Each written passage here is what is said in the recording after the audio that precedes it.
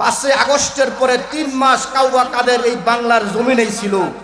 এই জাতি জানতে চায়, এই জাতির সাথে এত গাদ্দারি করার পরেও আজকে যারা কাদেরের মতন এরকম মন্ত্রীদেরকে এই দেশ থেকে ভাগাইয়া দিছে, আমাদের একটাই দাবি, প্রত্যেকটা লোকের এই বাংলার জমিনে জনগণের সামনে 16.5 কোটি মানুষের সামনে বিচার করতে হবে। এদেরকে যদি 1000 বারও ফাঁসির কাস্টে ঝুলানো হয়, তারপরেও আমাদের মনের স্বাদ মিটবে না। এরা এই পরিমাণ 16 বছর আমাদের উপর নির্যাতন করছেন। কথা ঠিক কিনা বলেন?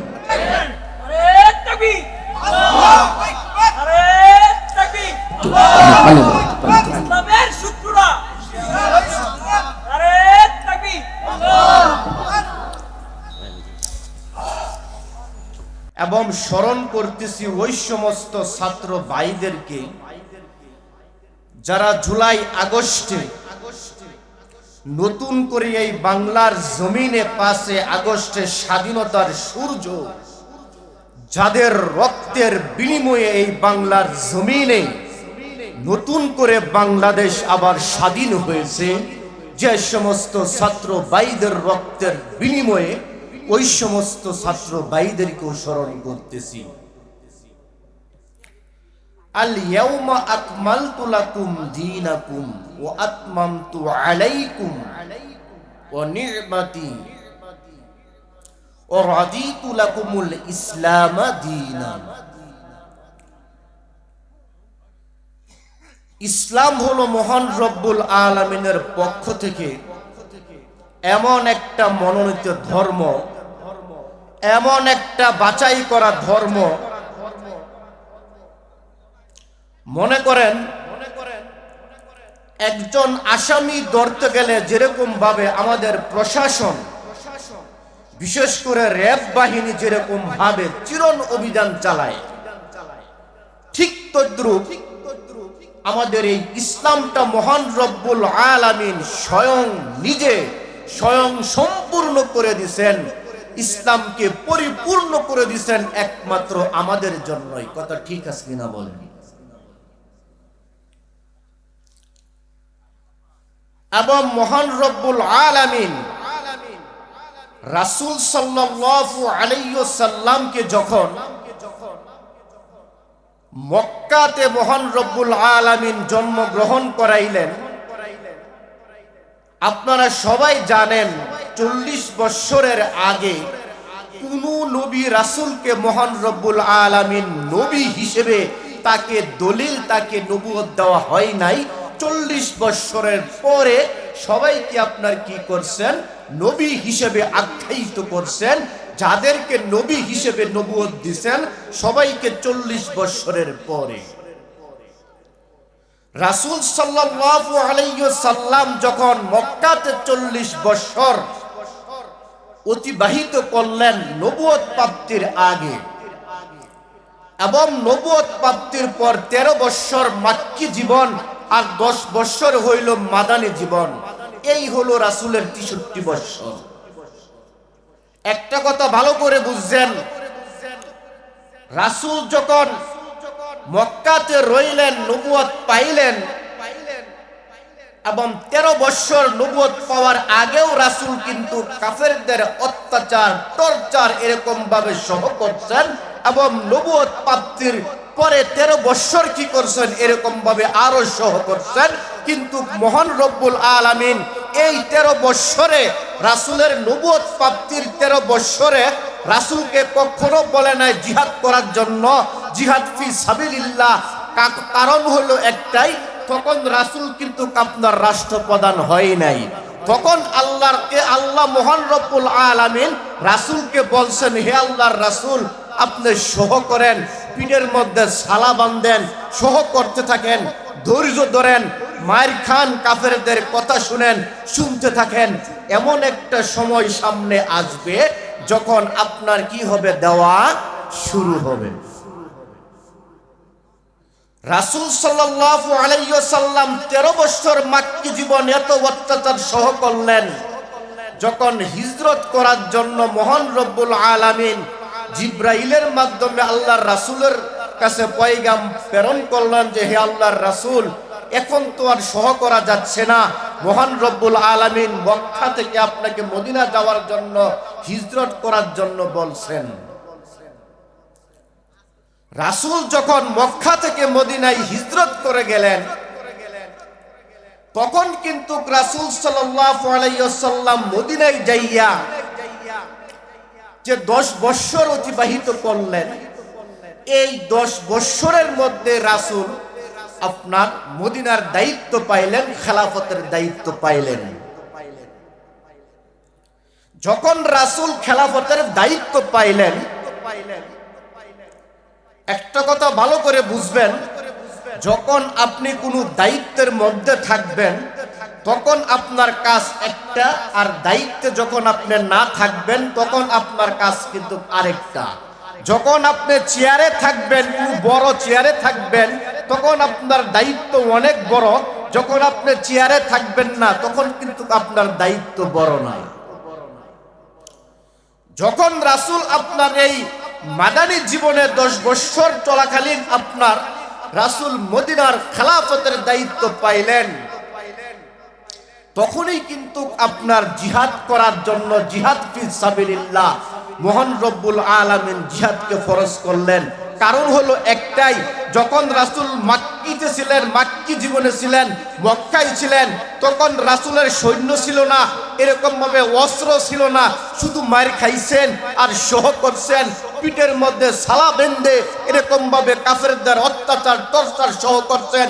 আর রাসূল যখন মক্কা থেকে মদিনায় হিজরত করছেন, তখন আল্লাহর রাসূল খেলাফতের দায়িত্ব যখন পাইলেন, রাষ্ট্রপ্রধান হইলেন, তখন রাসূলের আন্ডারে আপনার শত শত সাহাবায়ে কেরাম এরকম ভাবে আপনার সবাই সৈন্য বাহিনী হইল, রাসূলের অস্ত্র সহ্য হইল। তখনই কিন্তু আপনার বদরের যুদ্ধ সংঘটিত হইল। বদরের যুদ্ধের সংখ্যা, সাহাবায়ে কেরামদের সংখ্যা আমরা সবাই মোটামুটি জানি 313 জন, আর কাফেরদের সংখ্যা ছিল 1000, মতান্তরে 950, 1000। এই বদরের যুদ্ধের মাধ্যমে আপনার সর্বপ্রথম আপনার জিহাদটাকে আপনার ফরজ করা হইল। এটার কারণ হলো একটাই, যে রাসূল এখন খেলাফতের দায়িত্ব পাওয়ার পরে রাষ্ট্রপ্রধান হয়ে গেছেন, রাসূলের হাতে অস্ত্র আছে, এরকম ভাবে সৈন্য বাহিনী আছে, 13 বছর সহ্য করছেন, এখন আর সহ্য করার সময় নাই। এই জন্য মহান রব্বুল আলামিন বলতেছেন, ইয়া আইয়ুহাল্লাযীনা আমানু আতিউর রাসূল, আতিউল্লাহ ওয়া আতিউর রাসূল ওয়া উলিল আমরু মিনকুম। আল্লাহ বলতেছেন, হে আমার বান্দারা, তোমরা আমি আল্লাহ এবং আমি আল্লাহর পরে রাসূলের অনুগত করো। তারপরে তৃতীয় আরেকজন হইল, যারা আমার এই জমিনে, খুদার জমিনে নেতৃত্ব দিবে, তোমাদের নেতা থাকবে, তোমরা তাদের কি করবা? অনুসরণ করবা। আমি কিন্তু এই আয়াতের পরিপ্রেক্ষিতেই কথা বলবো। তো রাসূলের ইসলামী রাষ্ট্র ব্যবস্থা, মদিনার সনদ অনুযায়ী রাসূল সাল্লাল্লাহু আলাইহি ওয়াসাল্লাম রাষ্ট্রটাকে কত সুন্দরভাবে গুছগাছ করছেন, এই জিনিসটাই বোঝানো হলো আজকে আমার আলোচনার মূল পয়েন্ট। তো রাসূলের আপনার মদিনাতে, রাসূল যখন মদিনার দায়িত্ব রাষ্ট্রপ্রধান হইলেন, তখন মদিনার সনদ অনুযায়ী রাসূল কিভাবে রাষ্ট্রটাকে পরিচালনা করছেন, আর মানুষের মন ভরা, মন্ত্রতন্ত্র দিয়ে ভরা রাষ্ট্রের সংবিধান আজকে কিভাবে তৈরি হয়, রাসূল যেভাবে ইসলামী রাষ্ট্র কায়েম করছেন মদিনাতে, কায়েম করার পরে প্রত্যেকটা জায়গায় জায়গায় এরকম ভাবে রাসূল সাল্লাল্লাহু আলাইহি ওয়াসাল্লাম মদিনার সনদ অনুযায়ী কুরআন হাদিসের হুকুম বাস্তবায়ন করছেন। তখন আপনার মদিনাতে ছিল শান্তি, সুখ, কোনো চুরি ছিল না, কোনো ডাকাতি ছিল না, কোনো সন্ত্রাসী ছিল না, কোনো দর্শন ছিল না, এরকম ভাবে কোনো নারী এরকম ভাবে আপনার বেজ্জতি হইতো না, লাঞ্ছিত হইতো না। এটার কারণ হলো একটাই, রাসূল তো আল্লাহর পক্ষ থেকে প্রেরিত, এবং যাদের উপর মহান রব্বুল আলামিন খেলাফতের দায়িত্ব দেয়, তারা সরাসরি আল্লাহর গোলাম হয়ে যায়। আর যারা আল্লাহর গোলাম হয়ে যায় তাদের এক নাম্বার কাজ হইল তারা কোরআন সুন্নাহ অনুযায়ী রাষ্ট্রটাকে পরিচালনা করবে। কোরআন সুন্নাহ অনুযায়ী রাষ্ট্র যখন আপনার পরিচালিত হবে তখন রাষ্ট্রের মধ্যে আপনার কোথাও আপনার কোন জায়গায় অশান্তি বিরাজ করবে না। কথা ঠিক কিনা বলেন? অনেকেই হয়তো বুঝতে পারতেছেন যে আমি কথা কোন দিকে নিতে চাচ্ছি। তো মানুষের মন গড়া সংবিধান দিয়ে রাষ্ট্র পরিচালিত হওয়া, আধুনিক রাষ্ট্রের রূপকার, রাষ্ট্রনায়ক, আমরা অনেক কিছু উপাধি দেই। যে যখন ক্ষমতায় থাকে তাকে আমরা আমাদের ওই মনে করেন যে আমাদের স্বার্থের জন্য আমরা তাকে ওইভাবে কি করি বড় করে তুলি। আধুনিক রাষ্ট্রের রূপকার যদি রাষ্ট্রনায়ক বলতে হয়, এক বাক্যে আমরা যত মুসলমান আছি যারা কুরআন আল্লাহ রাসূলের উপর ঈমান আনছি সবার এক বাক্যে বলতে হবে আধুনিক রাষ্ট্রের রূপকার এবং রাষ্ট্রনায়ক একমাত্র জনাবে মুহাম্মদ রাসূলুল্লাহ সাল্লাল্লাহু আলাইহি ওয়াসাল্লাম ব্যতীত কিয়ামতের আগে এবং পরে কেউ এই পৃথিবীতে আর কেউ হইতে পারে না। কথা ঠিক কিনা বলেন? আমরা তো আজকে আমাদের মন অনুযায়ী সংবিধানটাকে আপনার ব্যবহার করি। যে দলই আমরা ক্ষমতায় থাকি তখন সেই অনুযায়ী সংবিধান কি হয়ে যায়, রচিত হয়ে যায়, পরিবর্তন হয়ে যায়। আজকে যদি মনে করেন এই আমাদের বাংলাদেশ আফগানিস্তানের মতো যদি আজকে ইসলামী রাষ্ট্র হইতো, আফগানিস্তান 20 বছর যুদ্ধ করার পরে হাজার হাজার লক্ষ লক্ষ মুজাহিদ শহীদ হওয়ার পরে আজকে আফগানিস্তান আপনার স্বাধীন হয়েছে। কুরআন হাদিস অনুযায়ী আজকে আফগানিস্তান পরিচালিত হচ্ছে। আফগানিস্তান আজকে এতটুকু উন্নত হয়ে গেছে যে আফগানিস্তান কিছুদিন আগে খবরে দেখলাম যে আমেরিকার ডলারকে পিছনে ফেলে আস্তে আস্তে অর্থনৈতিক দিক থেকে আফগানিস্তান এতটুকু আগায় গেছে যে আমেরিকার ডলার পর্যন্ত আপনার পিছনে ফেলে দিচ্ছে। সবাই বলি সুবহানাল্লাহ।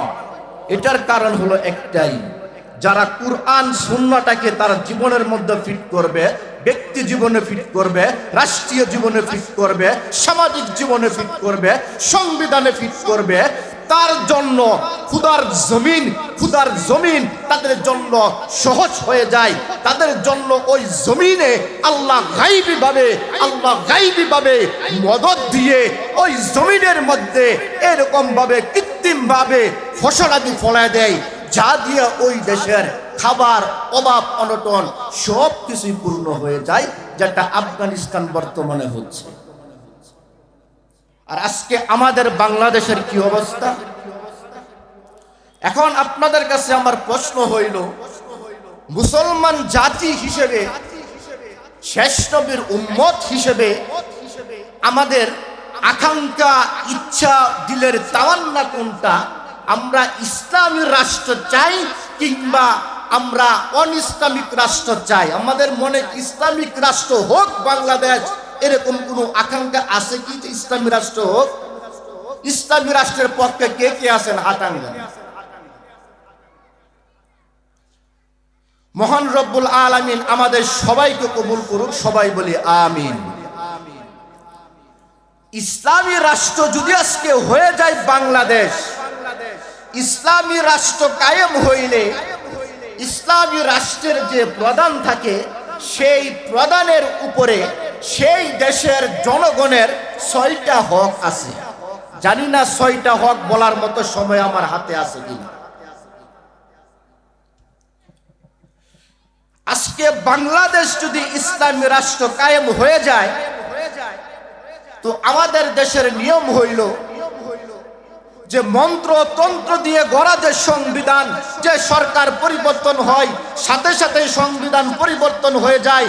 আমার মন অনুযায়ী আমি সংবিধানটাকে পরিবর্তন করি, নিজের স্বার্থ অর্জন করার জন্য সংবিধানটাকে পরিবর্তন করি, যেমন ভাবে তেমন খুশি এইভাবে কি করি ব্যবহার করি।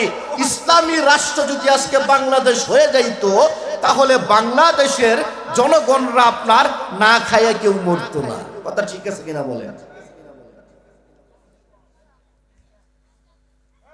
ইসলামী রাষ্ট্র যদি আজকে বাংলাদেশ কায়েম হয়, কিংবা ইসলামী রাষ্ট্রের যে প্রধান, তার কাছে হক হইল আপনার প্রজাদের 6টা। তো 1 নম্বর হক হইল ইসলামী রাষ্ট্রের যিনি খলিফা থাকবে, রাষ্ট্রপ্রধান থাকবে, তার 1 নম্বর কাজ হইল প্রজাদের আপনার খাবারের ব্যবস্থা করা, অভাব অনটন আপনার মিটানো। দেশে যদি খাবারের অভাব থাকে, তাহলে দেশের বাহির থেকে হইলেও, রিজার্ভ করে হইলেও প্রজাদের জন্য খাবারের ব্যবস্থা করা। এটা হলো ইসলামী রাষ্ট্রের যিনি প্রধান থাকবে, রাষ্ট্রপ্রধান, তার উপর আপনার ওয়াজিব।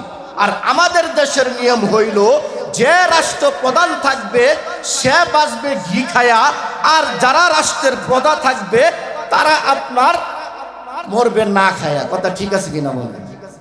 বর্তমানে তো এই অবস্থায় চলতেছে। আমরা একটু পিছন দিকে আসি। বিগত 16টা বৎসর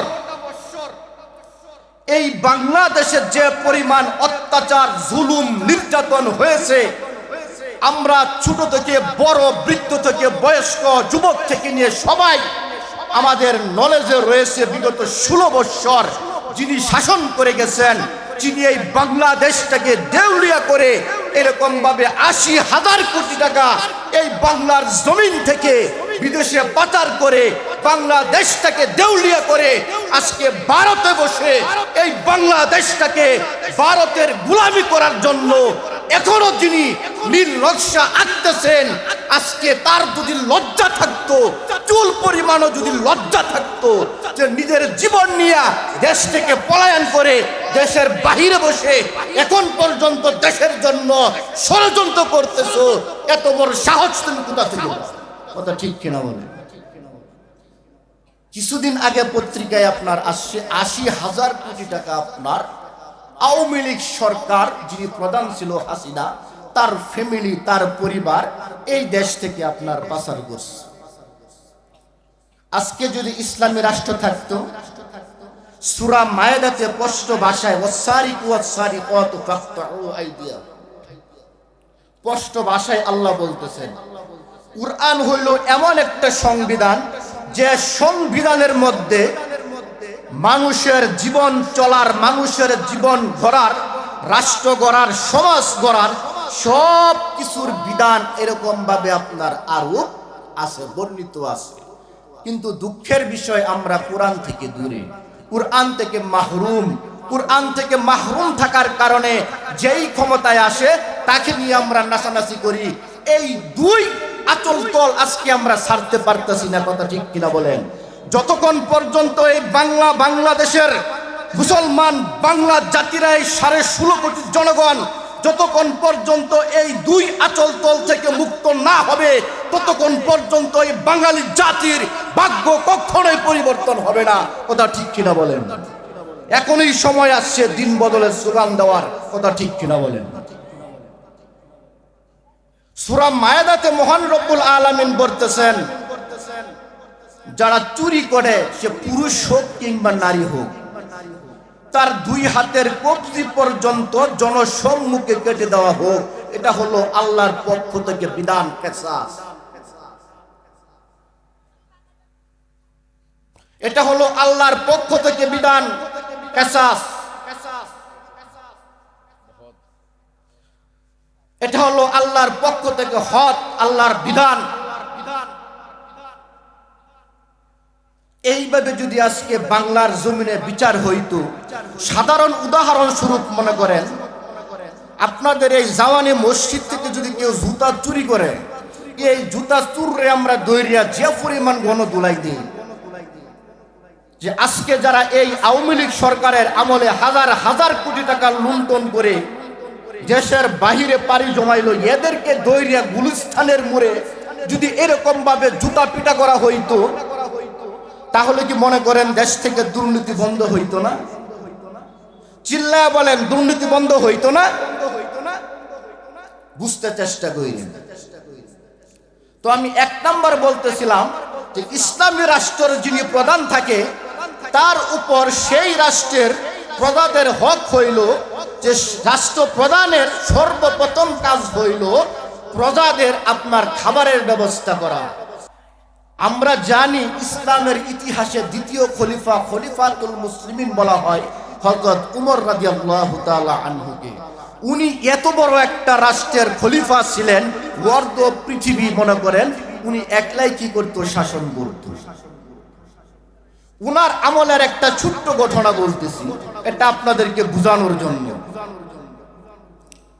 হযরত উমর রাদিয়াল্লাহু তাআলা আনহু যখন রাষ্ট্রপ্রধান হইলেন, হযরত উমর রাদিয়াল্লাহু তাআলা আনহু এরকম ভাবে রাতের অন্ধকারে রাজাদের এরকম ভাবে প্রজাদের খোঁজ খবর নিতেন, রাজ্যের প্রজাদের খোঁজ খবর নিতেন ছদ্মবেশে। রাতের রজনীতে অন্ধকারে আপনার রাস্তা দিয়ে বের হয়ে পড়তেন, প্রজাদের খোঁজ খবর নিতেন, কে কি অবস্থার মধ্যে আছেন। হঠাৎ করে একদিন হযরত উমর রাদিয়াল্লাহু তাআলা আনহু হাঁটতে হাঁটতে একটা জঙ্গলের মধ্যে আপনার ঢুকে গেলেন। দেখলেন এক কুঁড়ে ঘরের মধ্যে আপনার এক মহিলা কি যেন রান্না করতেছেন, আর তার দুই একটা বাচ্চা এরকম ভাবে আপনার চিৎকার করতেছেন, কান্নাকাটি করতেছেন। ওই মহিলা একটা হাড়ির মধ্যে এরকম ভাবে পানি জাল দিতেছেন। তখন হযরত উমর সেই ঘরের ভিতরে গেলেন, যায়া ওই মহিলাকে জিজ্ঞাসা করলেন, মা তুমি কি করতেছো, তোমার বাচ্চারা কান্নাকাটি করতেছে কেন? তখন সেই মহিলা বলতেছেন, রে বাবা, আমি তো জানি এই রাষ্ট্রের প্রধান হইল উমর। উমর বলে অনেক বড় নেতা, উমরের দিল বলে অনেক বিশাল বড়। উমরের রাজ্যের মধ্যে বলে কেউ না খায়া থাকে না। আজকে আমি উমরের রাজ্যের মধ্যে আছি, আমি এই হাড়ির মধ্যে পানি জাল দিতেছি, আমার ঘরে খাবার নাই। আজকে কয়েকদিন যাবত আমার বাচ্চারা ইতিম, কয়েকদিন যাবত আমার ঘরের মধ্যে চুলা জ্বলতেছে না। উমর আজকে রাষ্ট্রপ্রধান, উমরের রাজ্যে যদি আজকে এরকম হয়ে যায় তাহলে এটা তো দুঃখজনক ব্যাপার। তখন হযরত উমর রাদিয়াল্লাহু তাআলা ওই মহিলাকে বললেন, মা, তখন হযরত উমর রাদিয়াল্লাহু তাআলা আনহু ওই মহিলাকে বললেন, মা তুমি একটু অপেক্ষা করো, দেখি তোমার জন্য কোনো কিছু করা যায় কিনা। তখন হযরত উমর দৌড়ে গেলেন আপনার বাইতুল মালে, রাষ্ট্রীয় কোষাগারে যেখানে খাবার দাবার থাকে। সাথে সাথে যাইয়া সেই রাষ্ট্রীয় কোষাগারের খাবারের গুদাম ঘরের খাদেমকে বললেন, খাদেম এই মুহূর্তে একটা আটার বস্তা, ছাতুর বস্তা আমার কাঁধের মধ্যে তুলে দাও। তখন খাদেম বলতেছেন, হযরত এটা হইতে পারে না, আমি খাদেম জীবিত থাকবো আর আপনি রাষ্ট্রের প্রধান হইয়া আটার বস্তা কাঁধে নিয়ে যাইবেন, এটা হইতে পারে না, কারণটা কি আমাকে একটু খুলে বলেন। তখন হযরত উমর বলতেছেন, আমার কাজ আমাকে করতে দাও। হাসরের ময়দানে যখন আমি উমরকে জিজ্ঞাসা করা হবে যে আমার রাষ্ট্রের মধ্যে বসবাসকারী একজন মহিলা তার ছেলে মেয়েদেরকে নিয়ে, সন্তানদেরকে নিয়ে না খায়া আছে, তখন হাসরের ময়দানে এই জবাব কি তুমি দিবা? যদি তুমি দাও তাহলে তুমি কি করো, আটার বস্তা নিয়ে যাও, আর যদি আমার দিতে হয় তাহলে আমার কাজ আমাকে করতে দাও। যখন এই কথা বললেন তখন আপনার খাদেম পিছিয়ে গেলেন।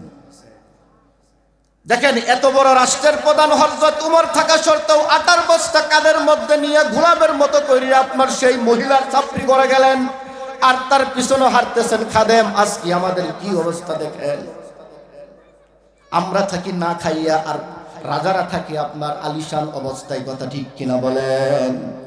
হযরত উমর সাথে সাথে গেলেন আটার বস্তা নিয়া, এবং সেই মাকে নিজে সহযোগিতা করলেন, রুটি বানাইয়া তাদেরকে খাওয়াইয়া এরকম ভাবে বললেন, মা কালকে আপনি যাবেন উমরের দরবারে, আমি সেখানে উপস্থিত থাকবো, দেখি আপনার জন্য কিছু ভাতার ব্যবস্থা করা যায় কিনা। মহিলা কিন্তু উমরকে চিনে না যে ইনি যে উমর। তখন আপনার মহিলা উমরের কথা অনুযায়ী আপনার গেলেন, যাওয়ার পরে দেখলেন এই রাত্রির অন্ধকারে কুটকুটি রাত্রিতে যে লোকটা ছদ্মবেশে এত কষ্ট করে রুটি বানাইয়া, হ্যাঁ, আটার বস্তা কাঁধে করে নিয়ে আমাকে আমার সন্তানদেরকে খাওয়াইলেন, হ্যাঁ, ইনি তো দেখা যাচ্ছে উমর। সবাই বলে সুবহানাল্লাহ। আমাদের কি এরকম রাষ্ট্রপ্রধান হওয়ার, এই বাংলাদেশে এরকম রাষ্ট্রপ্রধান হওয়ার দরকার আছে কি নাই বলেন? আমরা কি এখনো এইভাবেই থাকবো? আমাদের ভাগ্য কি এখনো পরিবর্তন হবে না? আমাদের কি এখনো শিক্ষা হবে না? আমাদের মধ্যে কি এখনো জ্ঞান ঢুকে না? আমাদের ইমানি চেতনা কি এখনো আপনার জাগে না? এত কিছু হওয়ার পরেও, এত রক্ত জোড়ার পরেও আমরা যদি পিছন থেকে আসি, 5 মে এরকম ভাবে শাপলা চত্বর থেকে যদি আসি, আজকে এই 16 বছরে কত আলেমদেরকে নির্যাতন করা হয়েছে, কত আলেমদের রক্ত এই বাংলার জমিনে জড়ানো হয়েছে। শাপলা চত্বরে কি পরিমাণ ছাত্রদেরকে হত্যা করা হয়েছে। আজকে জামিয়া আরাবিয়া মিফতাহুল উলুম মাদ্রাসায় আমাদের 50 বছর উপলক্ষে পূর্ণ মিলনী ছিল, সেইখানে আমি উপস্থিত ছিলাম। আমাদের একজন ছাত্র ভাই ছিল, নাম হলো সিরাজ। সেই শাপলা চত্বর জায়গায় আপনার শহীদ হয়েছেন, তার লাশটা পর্যন্ত এখন পর্যন্ত আপনার পাওয়া যায় নাই। চিন্তা করে দেখেন তাহলে কত এরকম ভাবে মাদ্রাসার ছাত্ররা শহীদ হয়েছেন, কত জুলুম, কত নির্যাতন আজকে হয়েছে। জুলাই থেকে নিয়ে আগস্ট পর্যন্ত যদি আজকে আমরা একটু চোখের সামনে বাসাই, কত ছাত্ররা বুকের তাজা রক্ত এই বাংলার জমিনে ঢেলে দিয়েছেন নতুন করে দেশটাকে স্বাধীন করার জন্য। এই জন্য আমি বলতে চাই, ও আমার মুসলমান ভাইরা, ও আমার দিন বিরোধী মুসলমান ভাইরা, আজকে এখান থেকে আমরা নিয়ত করব, এখান থেকে নিয়ত করব যে বাংলার জমিনে যেভাবেই হোক, যে কোনো বিনিময়ে হোক, সমস্ত মুসলমান একত্রিত হয়ে এই বাংলার জমিনে ইসলামী রাষ্ট্র আমরা কায়েম করবই করব ইনশাআল্লাহ। আপনাদের কি কষ্ট হচ্ছেন? হযরত আপনাদের শামগঞ্জ বড় মসজিদের ইমাম হযরত আমাদের উস্তাদ সমতুল্য হবে, তারপরেও হযরতকে সামনে বসে রেখে কিছু কথা বলতেছি। কারণ আমি ছোট মানুষ, আমি তো প্রতি বৎসরই আসি, আপনারা জানেন।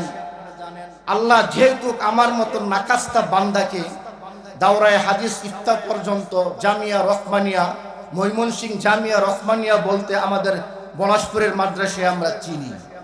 এই জামিয়া রহমানিয়ার ছাত্ররা আজকে মিশল আজহার ভার্সিটিতে লেখাপড়া করতেছে, এবং আমার অনেক ছাত্র বিগত বছর গেছে। কারণ আমরা দুইটার সমন্বয়ে চালাই, কওমি প্লাস জেনারেল। আমরা জেনারেলে পরীক্ষা দেওয়ার সুযোগ দেই, যার কারণে দেখা যায় ছাত্রগুলা এই সুযোগটার কারণে আমাদের এখানে একটু ঝুঁকে যে না, এই প্রতিষ্ঠানে দেখা যায় জেনারেলও পরীক্ষা দেওয়ার সুযোগ আছে। যেহেতু আল্লাহ আমাকে বসাইছেন, হযরতকে বসায় রেখে কথা আসলে বলার মতন কোনো যোগ্যতা আমার নাই। এই জন্য হযরতকে বলবো, আপনি মনে কষ্ট নিয়েন না, আপনাদের এলাকাতে মেহমান হিসেবে আসছি, 2-4টা কথা বলে হযরত আপনাকে দিয়ে দেন। তো ইসলামী রাষ্ট্রের যিনি প্রধান হন, উনার কাছে আপনার প্রজাদের 1 নাম্বার হক হইল যে খাবার দাবারের ব্যবস্থা করা। আমরা কিছুদিন আগেও দেখছি বাংলাদেশের কি অবস্থা, দেউলিয়া, জিনিসপত্রের এই পরিমাণ দাম, তেল নাই, এরকম ভাবে চিনির দাম, আটার দাম, ময়দার দাম, এরকম ভাবে সবজির দাম এখন হয়তো কিছুটা স্বাভাবিক হয়েছে ছিল, এখনো তেলের কিন্তু কোনো খবর নাই। 10 দোকান ঘুরলে 1 দোকানে তেল পাওয়া যায়, কথা ঠিক কিনা বলেন? আমি পরশুদিন আপনার বাসায় ফোন দিছে তেল নেওয়ার জন্য, চরপাড়া 10টা দোকান ঘুরছি, 10টা দোকান ঘুরে আপনার 1 কেজি তেল পাই নাই। পরে এই 1 কেজি তেলের জন্য আপনার 40 টাকা ভাড়া দিয়ে আপনার মেসুয়া বাজার আমাকে যাইতে হয়েছে। তাহলে এখনো কি মনে করেন আমরা ভালো আছি? দেশে কিন্তু কোনো কিছু নাই, দেশটাকে একদম চুষে শেষ করে দিছে। একজন দেশের প্রধান যারা দায়িত্বে থাকে, আমলা থেকে কামলা পর্যন্ত, মন্ত্রী থেকে এমপি পর্যন্ত, তারা যদি হাতের মধ্যে আপনার ঘড়ি পরে 15 লক্ষ টাকা দামের, এরকম ভাবে কুট পরে আপনার 28 লক্ষ টাকা দামের, কাউয়া কাদেরকে তো আমরা সবাই চিনি নাকি? না আপনারা ভুলে গেছেন? এত তাড়াতাড়ি কেমনে ভুলে গেলেন এখন? 5 আগস্টের পরে 3 মাস কাউয়া কাদের এই বাংলার জমিনেই ছিল। এই জাতি জানতে চায়, এই জাতির সাথে এত গাদ্দারি করার পরেও আজকে যারা কাদেরের মতন এরকম মন্ত্রীদেরকে এই দেশ থেকে ভাগায় দিছে, আমাদের একটাই দাবি, প্রত্যেকটা লোকের এই বাংলার জমিনে জনগণের সামনে 16.5 কোটি মানুষের সামনে বিচার করতে হবে। এদেরকে যদি 1000 বারও ফাঁসির কাস্টে ঝুলানো হয় তারপরেও আমাদের মনের স্বাদ মিটবে না। তারা এই পরিমাণ 16 বছর আমাদের উপর নির্যাতন করছেন, কথা ঠিক কিনা বলেন?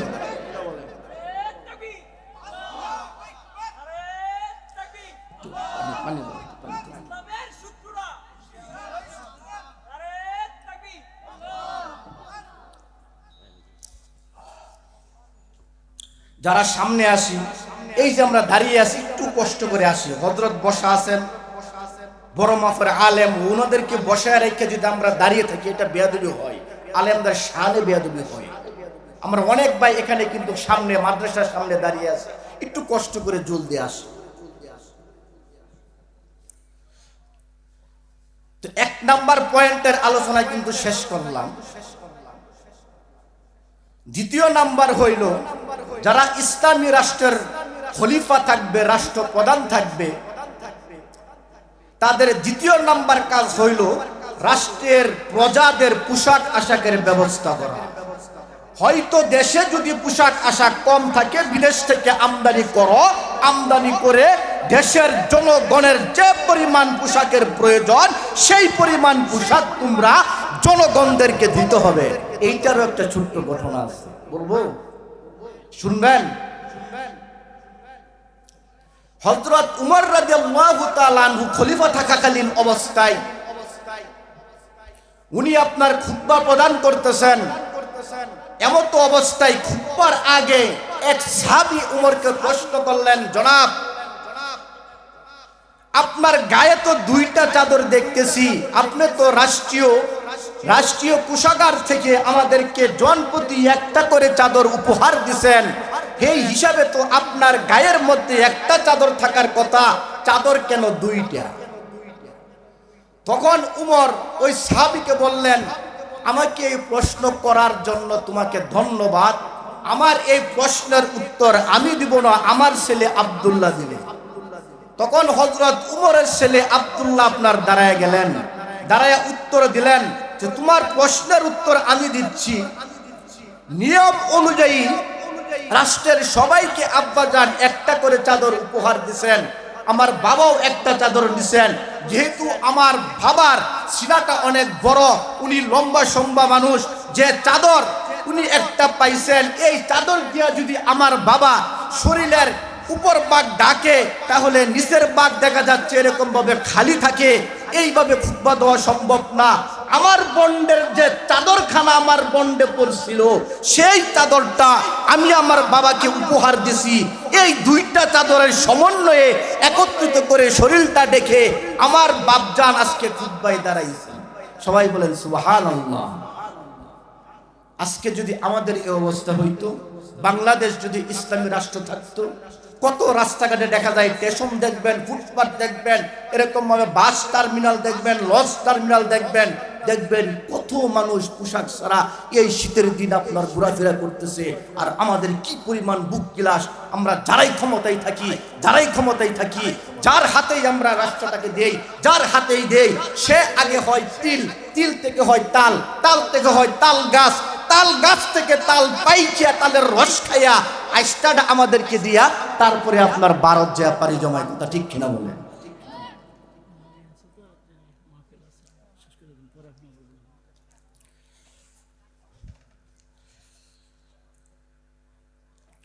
হুজুরের আরেক জায়গায় মাহফিল আছে, যার কারণে আমি কথা শেষ করতে পারলাম না।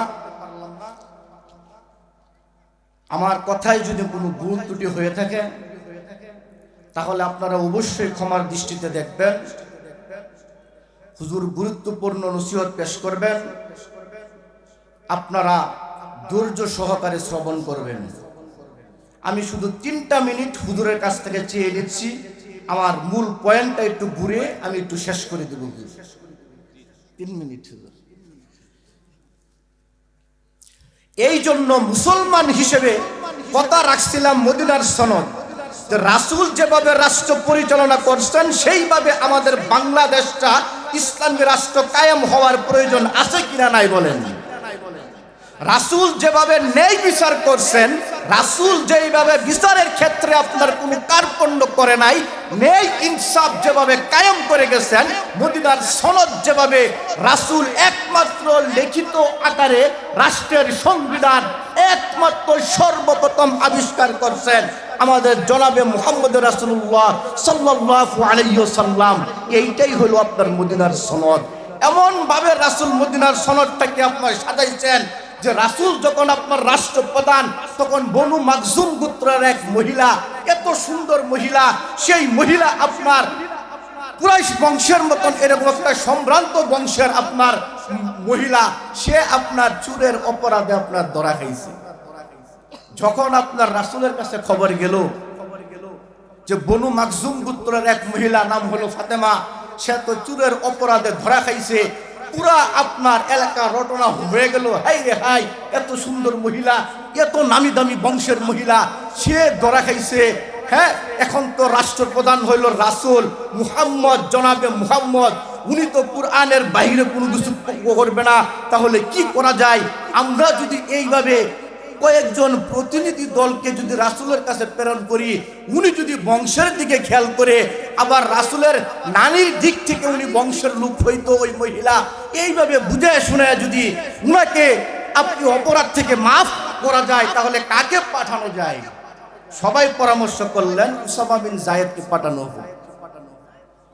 যখন উসামা রাসূলের কানে কানে যাইয়া বলতেছে যে আল্লাহর রাসূল, আমি একটা কথা বলতে চাচ্ছি, এই যে মহিলা ফাতেমা, মহিলা বনু মাখজুম গোত্রের মহিলা, চুরের অপরাধে আজকে অপরাধী হয়েছেন, তাকে যদি মাফ করে দিতেন, সে তো সম্ভ্রান্ত বংশের লোক। সাথে সাথে রাসূল সাল্লাল্লাহু আলাইহি ওয়াসাল্লাম ধমক দিয়ে বলছেন, উসামা, আজকে যদি এই অপরাধের কারণে আমার কলিজার টুকরা ফাতেমাও যদি আজকে এই অপরাধের কারণে অপরাধী হইতো, তাহলে আমি মুহাম্মদ কখনো আল্লাহর বিধান পালন করা থেকে এক চুল পরিমাণও পিছু হটতাম না। উসামা, তুমি যা বলছো আর দ্বিতীয়বার কোনো কথা বলতে পারবা না। কোন মহিলা আমি তা জানি না, কে অপরাধ করলো আমি তা জানি না, জানার কোনো প্রয়োজন নাই। আমার জানার দরকার হলো একটাই, অপরাধী কে, কি অপরাধ করছে। কুরআনের আইনের মধ্যে যে আইন রয়েছে, আমি মুহাম্মদ সেই আইনকে বাস্তবায়ন করব, সেখান থেকে কেউ আমাকে পিছু হটাইতে পারবে না। সবাই বলে সুবহানাল্লাহ। আমরা কি চাই না এই বাংলার জমিনে ন্যায় ইনসাফ কায়েম হোক? চিল্লায় বলেন চাই না? আমরা চিল্লায় বলেন চাই না? এই জন্য দল বল নির্বিশেষে দিন শেষে আমাদের প্ল্যাটফর্ম একটাই, দিন শেষে আমাদের পরিচয় একটাই, আমরা মুহাম্মদের উম্মত, আমরা মুহাম্মদের উম্মত, আমরা মুসলমান। মুসলমান হিসেবে আমাদের প্রাপ্য একটাই, আমাদের প্রাণের দাবি একটাই, এই বাংলাদেশটা আল্লাহ, তুমি এই বাংলাদেশটাকে তুমি ইসলামী রাষ্ট্র হিসেবে কায়েম করো। এই জন্য আমাদের দলের মধ্যে কখনো মতানৈক্য থাকা যাবে না। কে চরমুনাই করলাম এটা দেখার বিষয় না, কে খেলাফত করলাম এটা দেখার বিষয় না, কে ইসলামী আন্দোলন করলাম এটা দেখার বিষয় না, কে ইসলামী ছাত্র মোর্চা করলাম এটা দেখার বিষয় না। দেখার বিষয় হলো একটাই, আমরা সবাই মুহাম্মদের উম্মত, মুহাম্মদের উম্মত। এক কাতারে যতক্ষণ পর্যন্ত বাংলাদেশের সমস্ত মুসলমান এক কাতারে যতক্ষণ পর্যন্ত না আসতে পারবে, ততক্ষণ পর্যন্ত এই বাংলার জমিনে কিয়ামতের আগেও ইসলামী হুকুমত কায়েম করা সম্ভব না। কথা ঠিক কিনা বলেন?